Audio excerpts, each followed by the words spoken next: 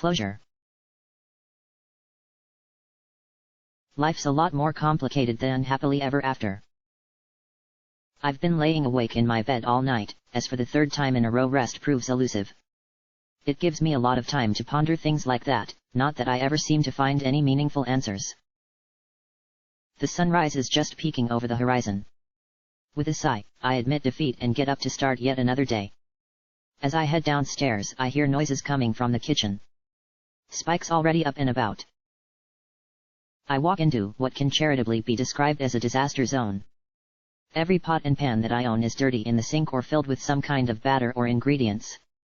The responsible party is the little purple dragon happily mixing away, pausing every few moments to taste something and sprinkle some spice or another into the concoction. Spike, what's going on? I ask. He jumps a little at the sound of my voice before looking around. Good morning, Twilight. I was going to surprise you with breakfast when you woke up, so, surprise. That's a sweet thought, Spike, but you do know that you're cleaning all of this up, right? Deal. Hey, wanna see a new game I made up for cracking eggs? He picks up an egg from the countertop and stretches his arm as high as he can above the bowl. You see how high up you can crack an egg and still get it to land in the bowl? I sigh and go over to the refrigerator to take out another basket of eggs, because I'm pretty sure I know exactly how this is going to end. Are you watching? Asks Spike. He squeezes his claw and rather than cracking gently and sliding into the bowl it explodes, covering Spike and the countertop with raw egg. Fantastic, what I really wanted to do today was disinfect my entire kitchen. Well, that didn't work. The basket of eggs I was carrying plunges to the floor and breaks open, forgotten. I can't breathe all of a sudden, and I feel a chill pass over me. I'm too overwhelmed by a surge of irrational terror to think at all, and my whole world is spinning out of control. Twilight, are you okay? Talk to me, says Spike. It's several minutes before I can say anything or do anything more than just stand there trying to pull myself together. I'm fine, Spike, just please don't use that phrase again, I say in a voice that communicates that I'm anything but fine. I stare down at the eggs, broken and oozing all over the floor. It's been a long couple of weeks. The night we used the elements, the night I broke out of that Celestia-forsaken loop, I was on top of the world. My friends and I were back together and we all went straight to my mom and dad's place for dinner. Mom wasn't going to let a little something like a hostile army attacking the city wreck her dinner party, and everything was ready for us to sit down by the time we got there. Before we did, I proposed a toast. To friends, to family, oh, and by the way, have I ever mentioned that I'm gay? That made a few waves. My mother jumped up and rushed over to hug me, nearly making me spill my wine. I'm glad she did, because it gave every pony else at the table a moment to gather their thoughts and shut their gaping jaws. Once they got over their disbelief, they were quick to congratulate me as well. I can't believe how terrified I had been of that moment for so long. Fear makes you do stupid things. My parents and my friends got along just like I thought they would, although there was at least one moment where Rainbow Dash, after a couple glasses of wine, challenged my dad to a hoof wrestling contest. And won. She was actually pretty modest about her win, although modest for Rainbow Dash still means at least 3 victory laps around the house. I wish that dinner could have gone on forever, but soon the day began to catch up with every pony and it became hard for them to stop yawning. Those things are seriously contagious. We all went up to the guest bedroom we'd be cramming into for the night. That's when the real fun started. Not that way. Get your mind out of the gutter. We talked. Gossiped, really, and the main thing every pony wanted to know about was how my loops had worked, and what I had been doing. I steered well clear of some of the darker stuff, and stuck to the ones that had been goofy and fun. My story about the time I had blown up part of Canterlot Mountain and then ridden the resulting rock slide on a telekinetic surfboard was a popular favorite, as was the loop where I had played a rousing game of Stop Hitting Yourself with a restrained Queen Chrysalis. That was fun right up until the part where she had gotten loose and snapped my neck like a brittle twig. The conversation eventually turned to suggestions about what I should have tried, from Monday morning quarterbacking. Dear, couldn't you have found some sort of super changeling fighting spell in the archive somewhere? Like I didn't spend any loops looking for one. Come on, to practical, down-to-earth suggestions. If it had been me, I think I would have used some of the time to learn French. It's such a beautiful language.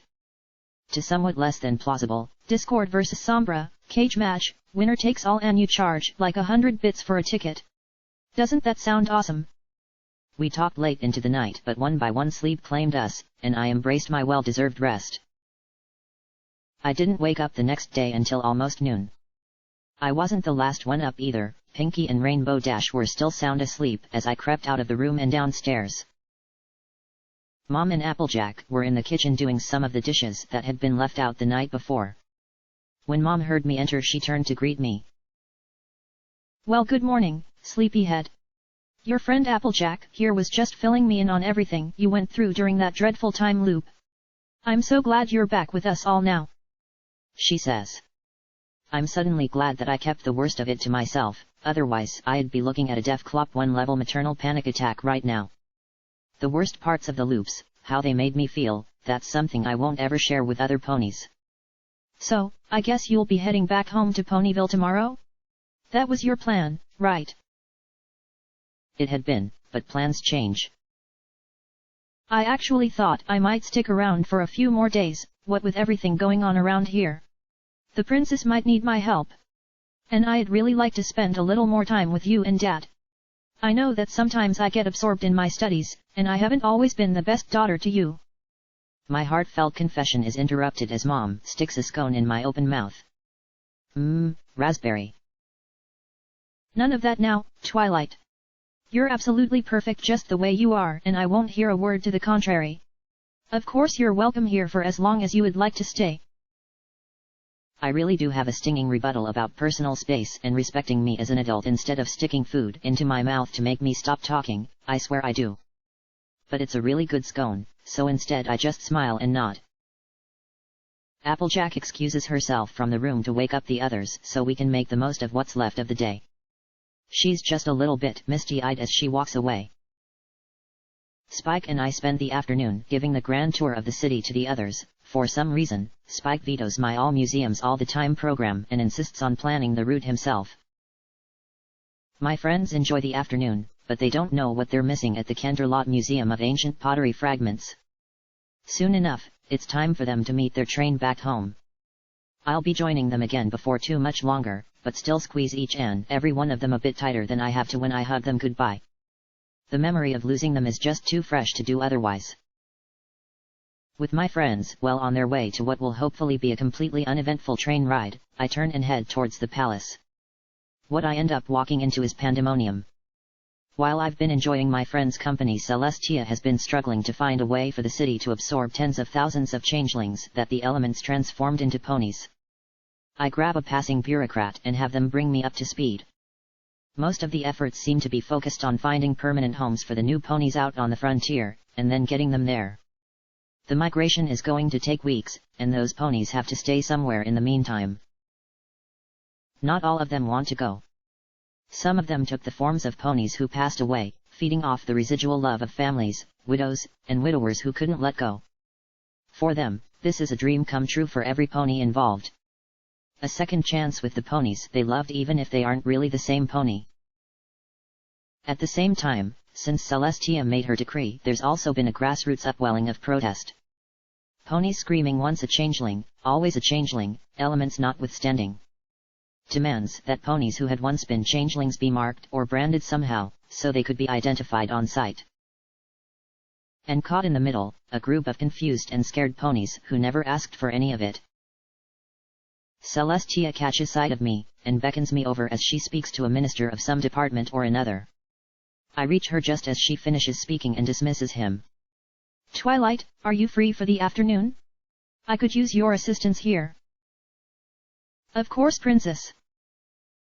Good, and I apologize for this in advance, she says and moves a sheaf of papers twice as tall as I am over to us using her magic. It drops in front of me. It's menial forms and paperwork, thousands upon thousands of pages of it. I love her so much sometimes, I don't even know how to properly express it. You can count on me, princess, and she can. I find a little out-of-the-way desk to work at and start processing the forms. Hours later it's over too soon. I fill out the very last form in triplicate and crack my neck to one side. Leaving the last pages on the top of the stack in the desk's outgoing mailbox, I realize that the sun has gone down and there's no pony else in sight. Making my way through the palace, I happen to stumble upon Princess Luna heading from dinner to some other business elsewhere. Oh, hello Twilight Sparkle. I did not realize you were here, she says. Princess, can we talk? Privately? I ask. She nods and turns to lead me to a quiet room elsewhere in the palace. Princess, I don't really know how to say this. I mean, it was kind of just a whim at first, but now I can't stop thinking about the time. I mean, it wasn't an actual time, because technically it never happened now, but... Twilight, is this about how we slept together in the other timeline? My jaw drops. Wait, but how could you? Paradox. Impossible. Wibbly wobbly. I cannot see into the other timeline directly, if that is what you are trying to ask. However, after everything that happened yesterday, I was concerned about you, so I checked in on you overnight. Your dreams were informative. Oh. Right. She can do that. I work my mouth trying to say something, but nothing comes out. Twilight, there is no shame in what we did. I looked like I was very much enjoying myself, and I'm certain you were as well from the way you cherish that memory, she says. When I still don't answer, she gives me a soft smile. Come over here, Twilight. I trot over to where she is sitting and let her wrap me up in her legs and wings. This feels so good. I never want what I've seen happen to her to happen again. I hold on to her for a few minutes, reveling in the sense of tranquility that's been missing from my life for so long. Twilight, Luna whispers to me, do you think you're in love with me? I pull back from her so I can look up into her face.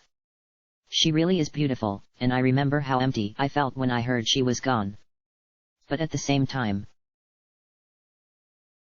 No. The bottom drops out of my heart as I say it, but it's the truth. Thank you for being honest, Twilight. You are a beautiful, phenomenal mare, and I consider it an honor to call you a friend. But loss, pain, and lust can cloud the mind to the truth in these matters. I am proud that you were able to see through that. Please don't die again, Princess. I bury my face into her chest again as I start to sniffle. I can't handle losing any pony else again.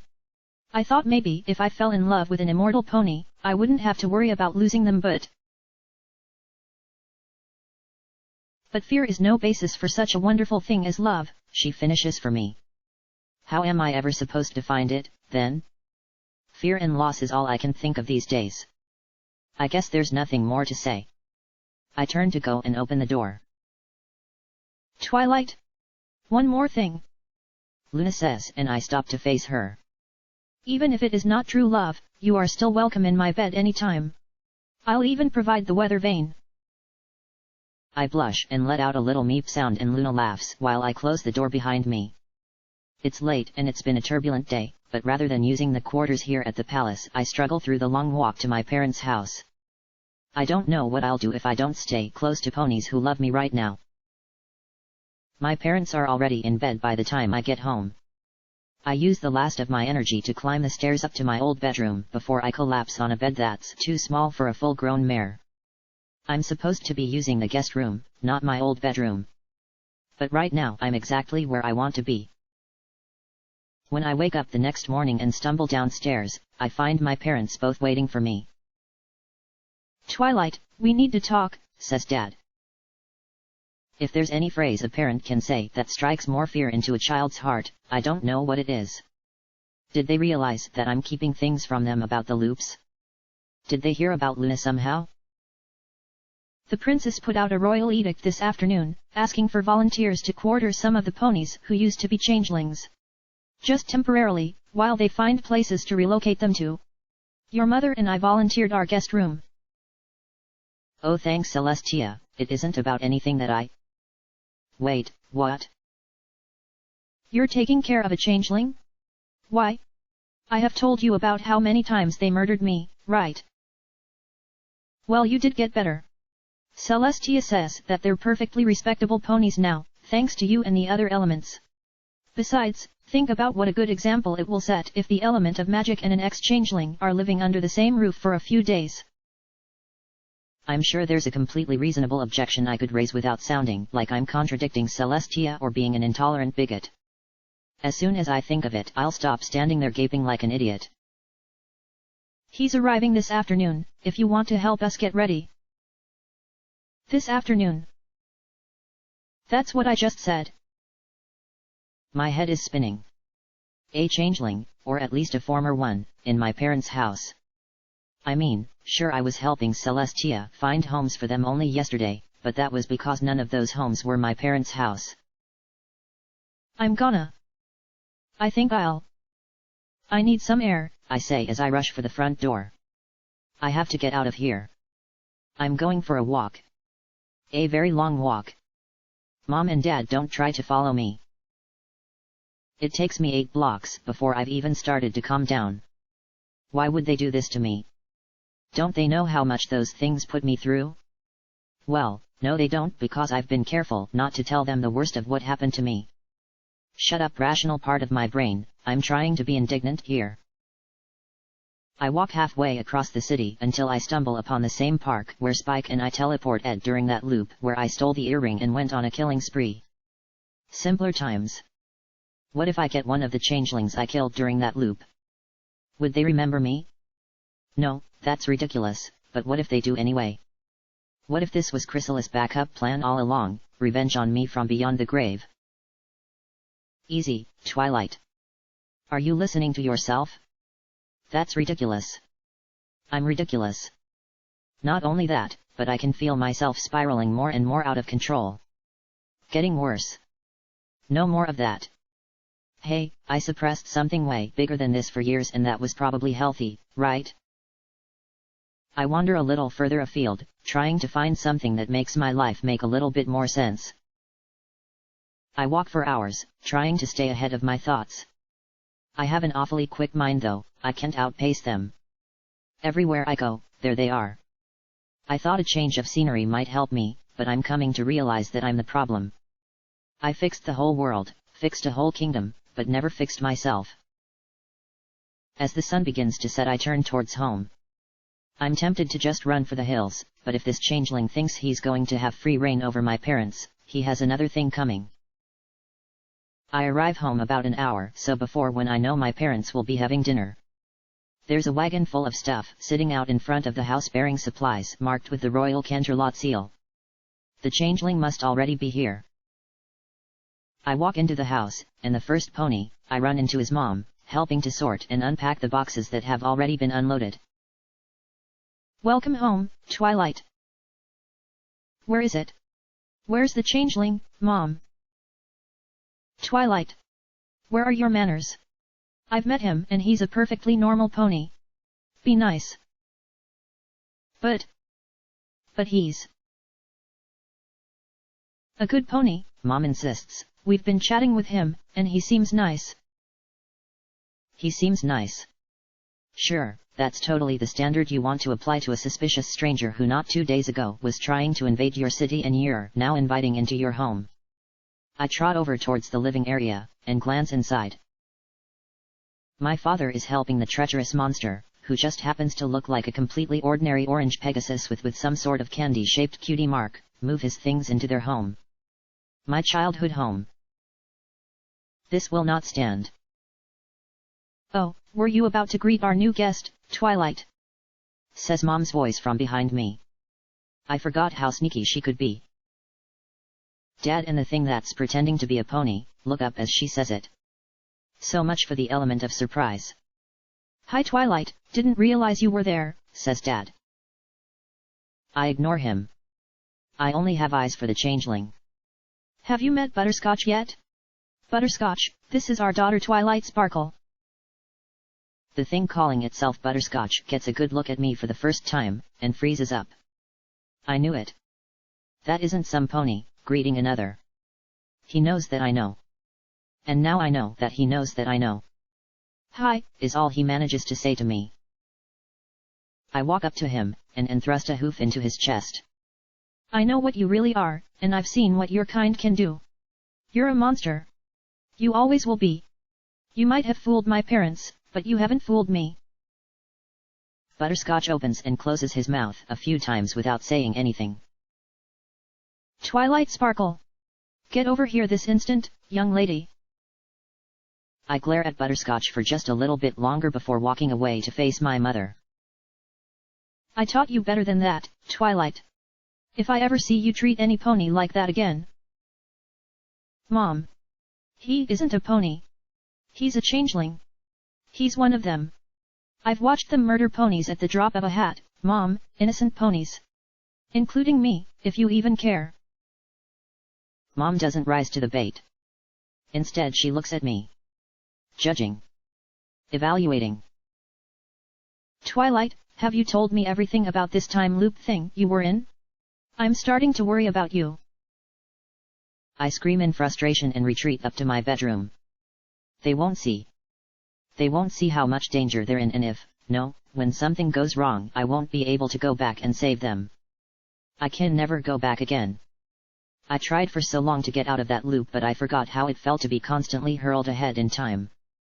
How did I live like this? 15 minutes later, my thoughts are interrupted by a pounding on my door. Twilight, dinner time, says Dad. As much as I want to ignore him, I won't let my parents eat alone with some changeling. They might end up on the menu if I'm not there. Have to protect every pony from the monsters. Can't rest ever again. If I do, I might miss something, and then who's going to correct it? No pony, that's who. The world is so full of darkness, I can only hold it back by never letting my guard down. How did I ever stand living like this, where everything I do is so fucking permanent? I come downstairs to the dinner table where Mom, Dad, and Butterscotch are all sitting waiting for me. I sit directly across from the changeling, the better to watch him. We begin eating. Mom's gone all out today. Salad, 3 entrees, plenty of sides. It makes me sick the way she's trying to impress the thing in front of me. We eat in silence, which is just fine with me. I'm watching the changeling, and from the way his eyes dart over to look at me every few seconds I can tell he knows it. These potatoes are delicious, ma'am, the changeling says. Actually, they kind of taste like hubris used to. No sooner than the words leave his mouth does Butterscotch realize his mistake. I'm sorry. I didn't mean to suggest that you or your family were. Stop with the lies, you freak. I shout as I put my front hooves up on the table and stand up on it. Proper etiquette is the last thing on my mind right now. You recognized me the very first time you saw me, didn't you? I could tell. What's your plan? Are you still working for Chrysalis? No. I swear I'm not. I want to put that behind me, really. How do you know me? Every changeling does. He shouts. I back away, confused. Back then, geez, it feels like it was a lifetime ago, but when I was a changeling I was supposed to infiltrate the garment district. The original Butterscotch is a tailor who runs a shop there, I copied him. That doesn't explain how you know me. I told you, every changeling would know you. I had standing orders to kill you on sight, okay? We all did. Of course I recognized you, Chrysalis burned your image into our brains. Mom and Dad are looking on, shocked. Dad's fork hovers halfway between his plate and his mouth, forgotten bites of salad sliding off of it. I knew it. You are a monster. I'll be doing the world a favor when I kill you. I say, and my horn starts to glow. All those loops gave me plenty of experience killing changelings, even when they look like ponies. Time to put it to good use. Twilight, I'm sorry. Please don't kill me. I'm sorry, okay. Sorry isn't good enough. I watched ponies beg for mercy 100 times and your kind never gave it to them. Don't. You don't know what it was like to have the queen in your head. She was too strong. We didn't have any choice. You don't know what it felt like to be controlled like that. I stop, my horn still glowing, deadly blast of magic ready to be unleashed. I do know what that feels like. The memory can't be suppressed, and I remember what it was like after she bit me. How she made me fight Luna. How she made me scream with joy at being ripped apart by the princess' dark power because I was doing my queen's will. I cancel the spell and dash for the bathroom, only barely reaching it before a wave of nausea catches up to me. When I come back out, I've purged all that bile and hatred and I just feel hollow. I look down at Butterscotch, cowering on his knees terrified of me. I don't see a monster in disguise anymore. Just a Pegasus trying to navigate a world that's suddenly been turned upside down for reasons he doesn't understand. I gather all my courage for what I know I have to do. It isn't going to be easy. I lean down. I embrace him. I forgive him. I had no idea how full of anger I was until I feel it leaving me in that moment. He flinches the moment I take him in my arms, and I can't really blame him after the way I've treated him. I hold him for quite a while. Mom and Dad are still watching from the table. I think they're afraid that if they move they'll break the spell of the moment.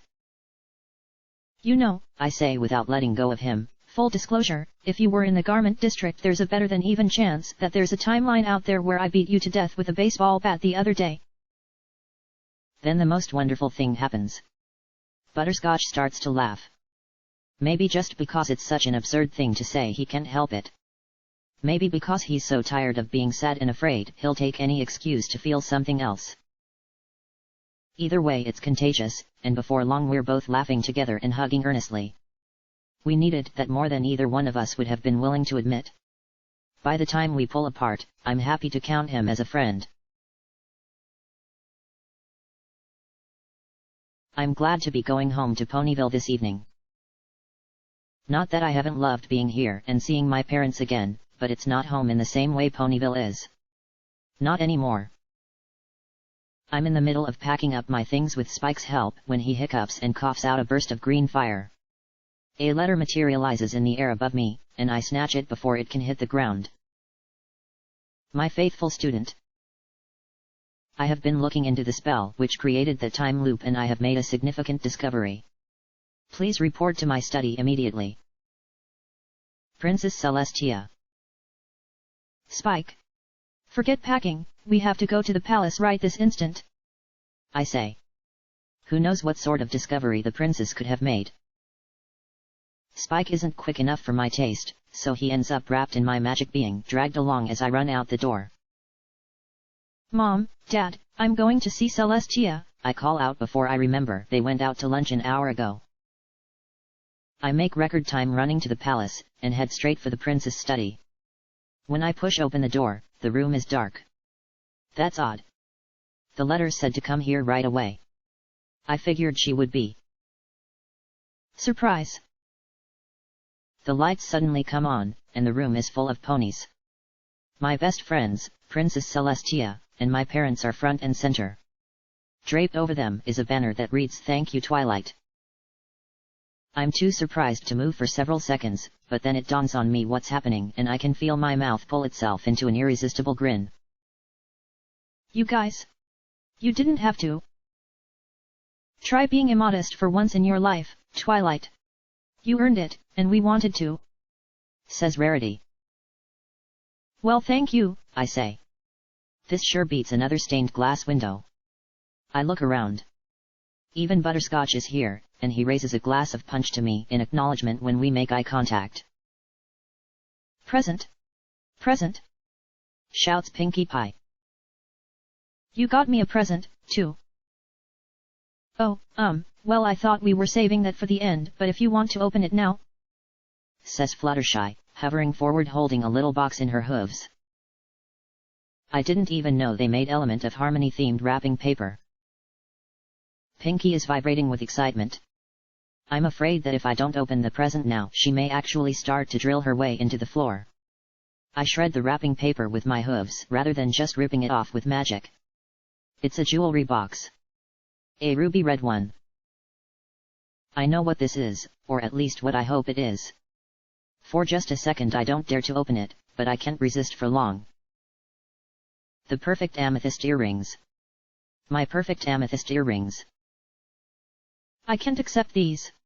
They cost significantly less than it would have cost to rebuild the city had you not stopped the changelings. I'm sure the royal coffers will manage, says Celestia. I don't know what to say. Thank you, Princess.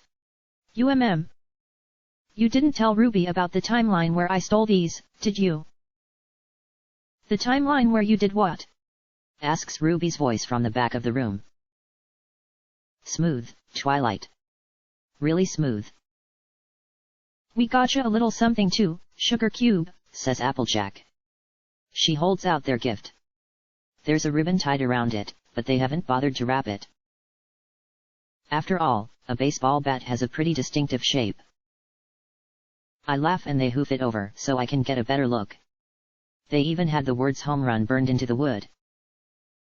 You do realize that now you have to learn how to actually play baseball, right? Asks Rainbow Dash. Oh, and your mom said I was supposed to tell you not to threaten Butterscotch with it. We laugh again and the party moves into full swing. My first priority is finding Ruby and apologizing. She's a little annoyed, but it was in another timeline and she just got paid a pretty nice sum of money for the earrings in question, so it doesn't take much before she waves it off and forgives me.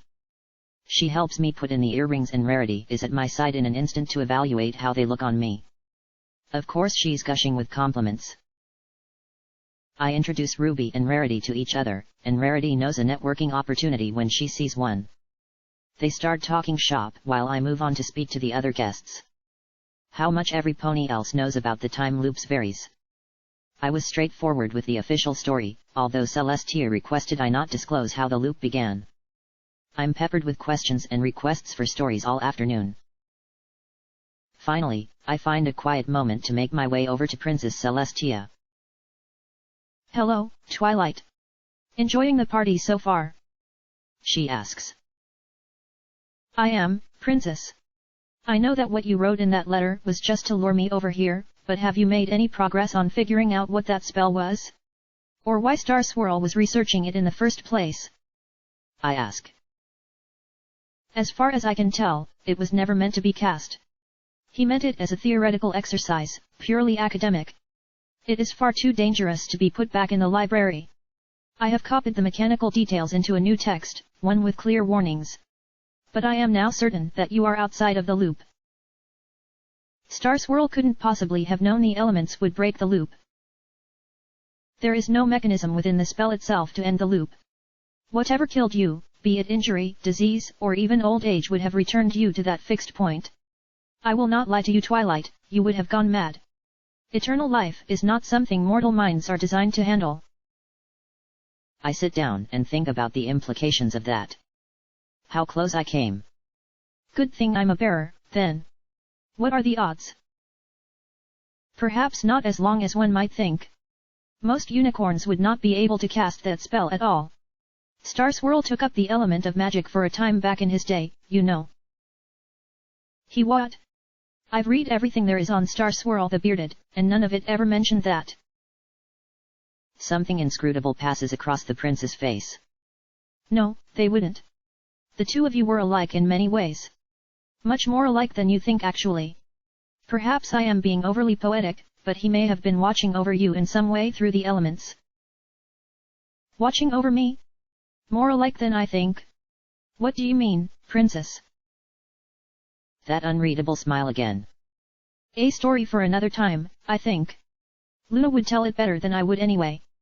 I feel like some punch, would you like me to get you any? I shake my head and she walks away. Those sorts of conversations with the princess always seem to leave me with more questions than answers. The party winds down not long after, and I have to say goodbye to every pony so I can finish packing. My friends and I are all on the same train car home, so we have a chance to chat a bit more intimately. It's been months from my perspective since I last saw Ponyville. As we get closer, I realize there's something I want to clear up before we arrive. Girls, I would really appreciate if you would keep what I told you about me liking mares under wraps for the time being. It's not that I'm ashamed of it, but being out is sort of new to me and I want to tell ponies at my own pace. All 5 of them suddenly go rigid, glancing back and forth between one another. No. They wouldn't. I turn towards the worst liar of the bunch. Applejack. She gulps and her eyes go wide. Hey there, Twi. Was there something you wanted to talk about? Applejack, did one of you tell some pony what I said to you? She doesn't answer for a second or two and I can see her racking her brain to come up with something. Her face lights up as she hits on an idea. Twilight, I can honestly say not one of us told a single pony. There's a loophole. I can tell and she knows it. I try to stare it out of her but it's Fluttershy who breaks down crying first. Oh, Twilight, I'm so sorry. I swear it was an accident. Please don't hate me forever. Fluttershy, you told some pony. I ask. Fluttershy isn't a gossip, especially not with something she must have known was important to me. I might have expected Rarity to spill the beans, but Fluttershy. I didn't tell any pony. But, you know, sometimes when it's just me and my little critter friends around the cottage I like to chat and tell them all about my day. I told them without thinking. I'm such a terrible friend. I relax. How can I stay mad at a crying Fluttershy? I'm sure I'll be able to handle being the talk of the bunny warren for a few days. Don't worry Fluttershy, if it's just your animals. I, forgot to mention that I was parrot sitting for Rose at the time. Oh. That's how. Rose found out I'm gay from her parrot. I ask. I'm running through damage control in my head. Rose is a good pony, and I know her circle of friends pretty well. There's a chance I can still salvage this. Well, I didn't know the parrot was going to repeat what I had said, of course, and Rose is a busy pony, who lives pretty far away, so when I was returning the parrot it made sense for us to meet, at the market, on the busiest day of the week, in the middle of the morning when every pony comes out to do their shopping. I sit there and stare. The train is slowing down as it arrives at the station. So let me get this straight, I say as my eye begins to twitch. You're saying that I was outed to the entire town by a parrot? I wonder if the time looping spell would have covered dying of embarrassment. Too late to find out now. Sorry. My first instinct is to start screaming and ripping into her, Fluttershy or not. Her carelessness just exposed my most personal secret to the entire town. You know what though? Maybe it's better this way. Don't worry about it, I say and get up to start collecting my luggage. I know you must be so mad at me, if you want to scream at me or not be my friend anymore. I raise a hoof to cut her off. Maybe I should be mad, and I guess I am a little, but this is fine. It's like ripping off a bandage. This way every pony knows, and if they have a problem with me they can just deal with it. We get off the train and sure enough I find myself on the receiving end of some curious looks, and ponies whisper to one another as I pass by. Some of the looks are more than just curious, and those tend to linger a bit longer. Maybe I should be taking notes. Ponyville is a pretty open-minded town, and though a few ponies wave and say hi, no pony stops me and Spike on our way to the library. It looks like no pony is going to make a big deal out of this after all. Hi, Twilight. Hold up. A voice from above me causes me to stop and look up at the descending fuchsia Pegasus. So much for that. Hello, Cloud Kicker, I say, greeting the town's self-described lovable sex maniac. Just the pony I least needed to see right now. My front door is within sight, too. I heard the news. I just wanted to say. Ugh. Here it comes. Thank you. Hey. I heard all about what you did in Canterlot, with the changelings and everything. I have family in the guard, and if it weren't for you, some of them would be dead right now. Plus from what I heard about the time loops, you must have gone through a lot. You're a hero, Twilight. So I wanted to say. Cloud Kicker snaps into a sharp salute. Thank you. Wow, that's the longest I've ever seen Cloud Kicker talk without hitting on some pony. Maybe I've misjudged her, she might actually be a decent pony, when she drops the act. You're welcome.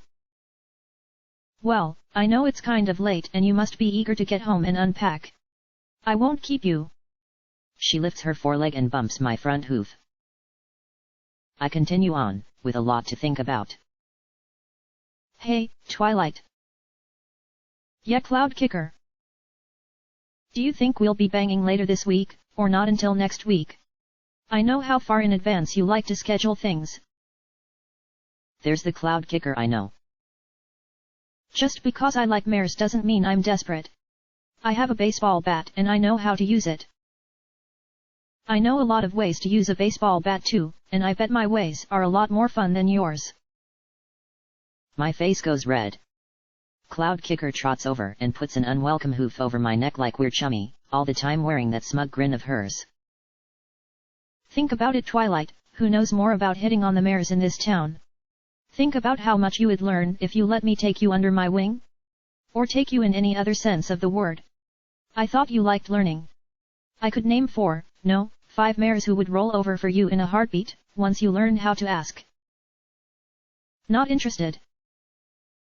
At least let me tell you the best part before you say no, says Cloud Kicker. Oh, hey Twilight, comes a new voice from behind me. I turn to the other Pegasus. Hi Cloud Kicker, I say and turn back to Cloud Kicker who's still got her foreleg over my... Wait. Back up.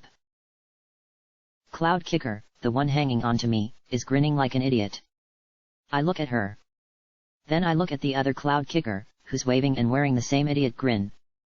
Then back at the first one as my brain struggles to come to terms with a universe where this can be happening. Oh, Celestia. There are 2 of you now. Isn't it awesome? I guess I shouldn't be surprised a changeling would borrow the shape of the most lovable pony in town, right? And then when you did your thing with the elements, well... I saved Equestria. I broke out of a time loop where I died in a multitude of brutal and horrible ways.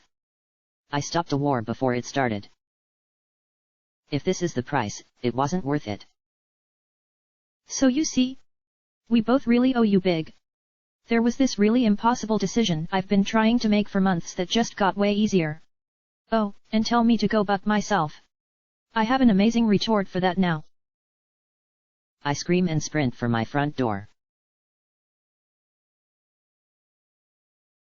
Over the next couple of days, life slowly drifts back towards something resembling normal. Ponies come by to see how I am and check books out from the library. My schedule has fewer and fewer blank spots each day as friends make plans and errands that need to be done crop up. An outside observer would think that I'm doing remarkably well, all things considered. They would be wrong. I can't get used to the way things keep happening. Not even bad or weird things, just things like a casual conversation on the street corner with an acquaintance fill me with anxiety. I can't handle not knowing what's going to happen. After all the loops I went through that I could predict down to the second, I can't handle surprises anymore. I agonize over simple choices because whatever I choose can never be undone. I'm afraid of Pinkie Pie. Terrified of her. I'm afraid of one of my best friends because whenever I'm around her I feel like I have to be constantly on edge, vigilant against her usual random and harmless antics. I hide how I feel from her and she hides how hurt she is when she notices anyway. I'm spending more time at Fluttershy's than I used to. I like how serene it is, how nothing really happens. It's nice. All that would be bad enough even without the nightmares. All the dark things I saw or felt that I never talk about come back to me then, when I manage to sleep at all. And my brain is ever so proactive at thinking up new ones too.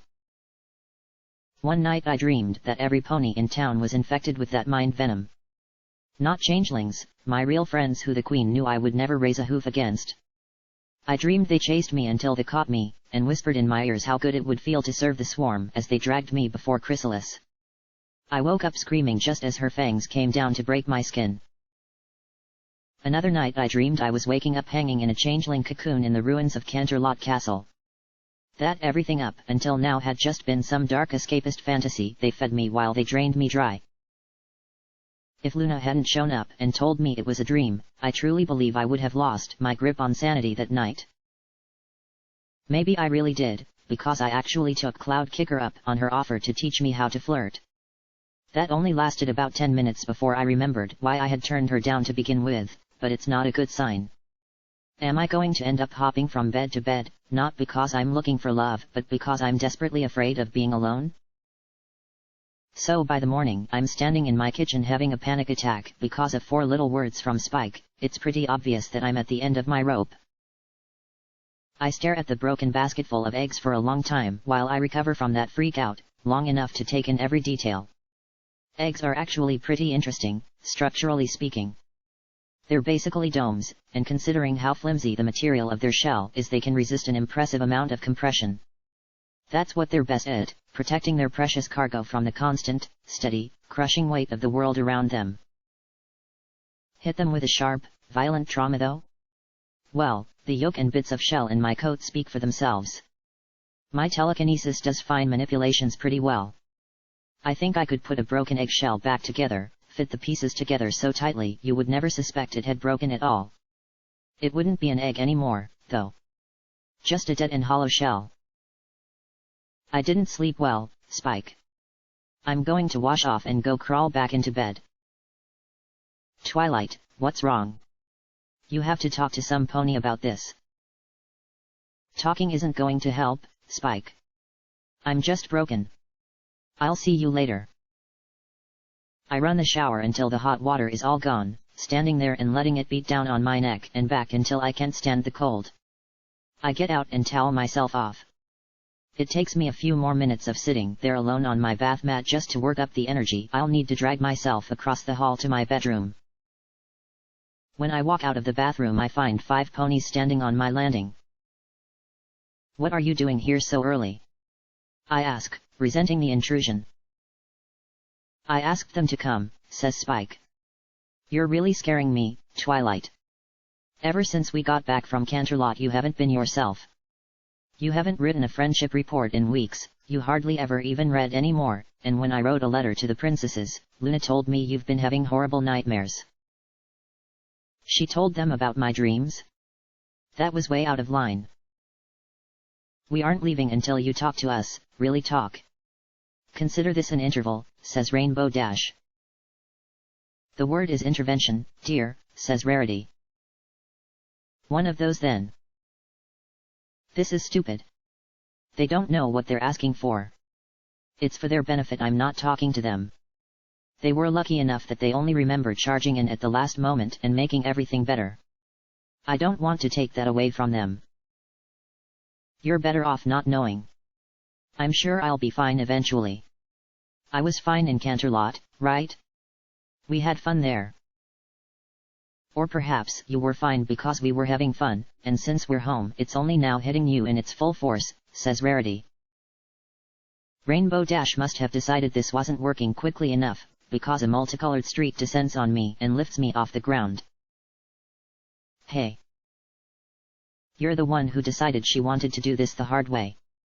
I told you we weren't leaving. She brings me down to the main sitting area and sits on my back. I try to struggle out from under her but it's no good. The others come down the stairs and sit in a semicircle where I can see them. If you want to have a conversation, this isn't the best way to get me to cooperate, you know, I say. Well, if you won't talk to us, will you please at least listen? Asks Fluttershy like I have a choice in the matter. If you don't mind, I have something I'd like to say and I think the others might too. They all nod. I guess I'll go first. Twilight, you know I love having you over to my cottage, and you're always welcome there. That's right, I've come to visit you a lot since Canterlot. See? No problem at all. Well, no Twilight, that's just it. Sometimes when you're over you do things that, well, they scare me a little bit. Sometimes you just sit in my rocking chair and stare at the wall for hours, or I'll call your name and it takes 4 or 5 times for you to notice. Or when I try to tell you that it's getting late and I need to go to bed but you just won't leave, although I guess that one might be my fault if I'm not being clear enough, I suppose. I'm sorry, Fluttershy. I just have a lot on my mind right now. That's all.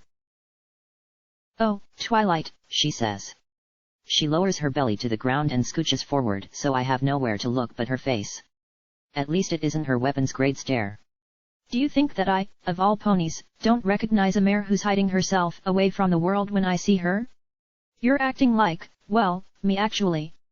The me from before I met you who was scared of every pony she met. That me wasn't ever very happy, and I don't think you're very happy right now either. You've helped me so much, Twilight, please let me return the favor now and help you. Thank you, Fluttershy.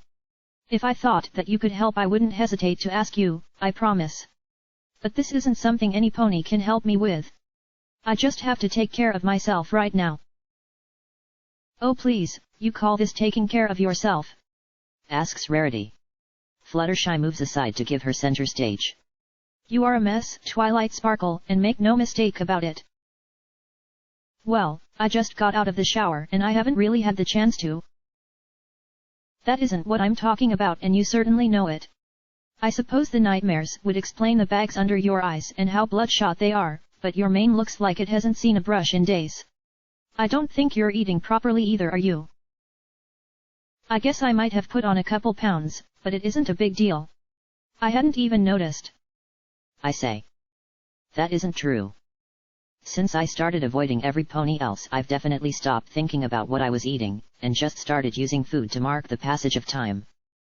There's been a distinct decrease in quality coupled with a distinct increase in quantity. Not a big deal, my flank.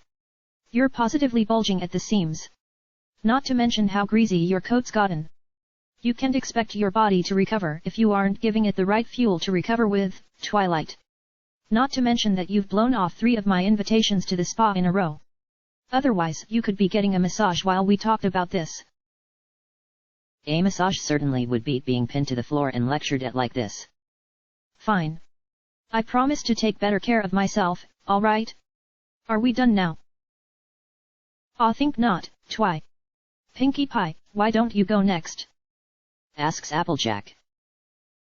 I hadn't really taken a good look at Pinkie Pie before now, but now that I do I'm alarmed by what I see. The smile I've never seen her without is gone, and her whole demeanor is subdued. Even her mane is looking a bit flat and lifeless. She nods to Applejack and after a moment's hesitation steps forward. Twilight, why don't you want to be my friend anymore? She asks. What? Pinkie, of course I'm still your friend. I say. Yeah, but you don't really want to be. Whenever I come up and talk to you, or try to give you a present or even just a hug, you look at me like I'm some kind of freak. Like I'm scary and you can't wait to run away from me. Why? Did I do something horrible to you in one of the time things you don't want to tell me about? Because if I did then I am so super sorry. No, of course you didn't, Pinkie. You never did anything like that, and I know you never will. I say. Have I really been this awful to all of them? Then why are you scared of me, Twilight? I watched you march right up to Queen Chrysalis and not be afraid. You were super duper brave and awesome and she must have done all sorts of bad stuff to you. What did I do that could scare the pony, who was brave enough to face that? Why am I so much worse than she was? I don't understand. Pinkie, it's complicated. That isn't a reason. We aren't stupid, Twilight. Maybe we aren't super duper smart ponies like you, but don't tell us that we're too stupid to understand why you hate us all of a sudden and then act like it's a reason why you don't have to explain. That isn't fair. You're not being fair to us, Twilight. We just want to go back to the way things were before. I don't get a chance to answer her before she runs away to find a corner of the library. Fluttershy flashes me a dirty look before she goes to follow her, and soon I hear quiet sobs coming from somewhere I can't see. This is never what I wanted, damn it. I'm trying to protect them, not this. See why we're doing this, Twilight? We want to understand, but you gotta meet us halfway. Just tell us what happened, what's eaten at you so bad. Do you really think any of us would think less of you? Asks Applejack, moving in for the kill. I can't. It hurts too much, Applejack. Please, it hurts so much. Don't make me tell you. It's better this way, if I'm the only one who hurts. I can protect you from what I saw. What I felt. Applejack scoffs. Twilight, stop talking. For sure stop overthinking everything, just for 1 second. We both go quiet. All I can hear is Pinky crying, her sobs echoing through the now quiet library. We sit there in silence for a bit, and the more I hear the more I want to burst into tears along with her. Just when I can't feel any worse, Applejack speaks up. How's it sound like you're doing at protecting your friends from getting hurt? She asks. That's all I can take. I finally break, complete with undignified snotty tears and heaving sobs. Rainbow Dash must have moved off of me at some point because Applejack is able to pull my limp body up against her, and I lay there against her until I've cried myself out. By the time I have, all of my friends have gathered around me, ready to listen to what I have to say whenever I'm ready to tell them. I guess they've always been ready. I'm sorry. I was so alone. Every time. I always felt like I was so horribly alone. I say, as if that should excuse how awful I've been. Hey, you can't be saying you think I'd ever ditch a friend who needed me. Not cool, Twilight. Indeed, you're hardly alone anymore, darling. It'll be alright. If you want some pony to help you, I'm here for you for as long as you need me. I'll help too. We're gonna make you feel all better again and then throw a huge humongous party to celebrate. Heh, sounds like you couldn't get rid of the 5 of us even if you tried, Sugar Cube. I don't want to try. I'd almost forgotten what being at peace was like. I'm not actually sure how to start, I say. Well, isn't that obvious? Asks Rarity. All you have to do is go back and start from the beginning again, one more time. We'll be with you every step of the way. End of chapter. Chapter end.